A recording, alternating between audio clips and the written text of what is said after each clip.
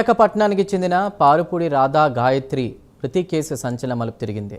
డెహ్రాడూన్ సమీపంలోని ముస్సోరీలో అనుమానాస్పద పరిస్థితుల్లో మృతి చెందిన రాధా గాయత్రి కేసులో ఆమె భర్త శ్రీచరణ్ సోమయాజులపై ముస్సోరీ పోలీసులు హత్య కేసు నమోదు చేశారు. మృతురాలి పారుపూడి సుధాకర్ ఇచ్చినటువంటి ఫిర్యాదు ఆధారంగా బిఎన్ఎస్ఎస్ సెక్షన్ 1031 కింద కేసు నమోదు చేసి దర్యాప్తును వేగవంతం చేశారు. అమ్మాయి రాధా గాయత్రి మరణం గురించి మీరందరూ చాలా శ్రమిస్తున్నారు. ఇదే సమయంలో విశాఖలో మరో కీలక పరిణామం చోటు చేసుకుంది. ముస్సోరీ పోలీసులు హత్య కేసు నమోదు చేసిన విషయం వెలుగులోకి వచ్చిన వెంటనే సింహాచలం మారుతి హోటల్లో ఉన్న శ్రీచరణ్ అర్ధరాత్రి సమయంలో బిల్ కూడా చెల్లించకుండా గుట్టుచప్పుడు కాకుండా పరారయ్యాడు. దీంతో శ్రీచరణ్ కోసం పోలీసులు గాలింపులు ముమ్మరం చేశారు.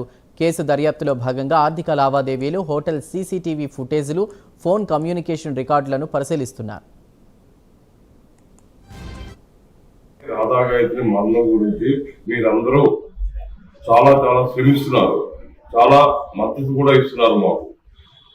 నేను నిన్న ఒక వీడియో చూశాను.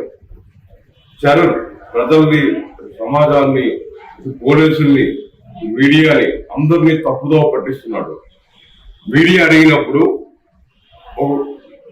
అడిగింది మద్యం సేవించారు కదా అని అంటే చరణ్ ఇదే స్టేట్మెంట్ ఇచ్చాడు మీడియాకు, హోటల్ ప్రైవేట్ చేశారు అని.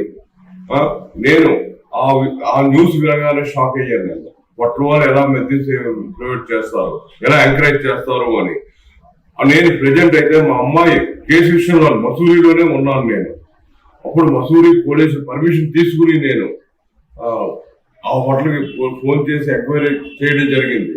వాళ్ళు ఇదే చెప్పారు నాకు, మేము ఎటువంటి మద్యం కానీ మార్గద్రవ్యాలు కానీ ఎటువంటి ఏవి సప్లై చేయము, లోపలికి ఎలా కూడా చేయమని చెప్పారు.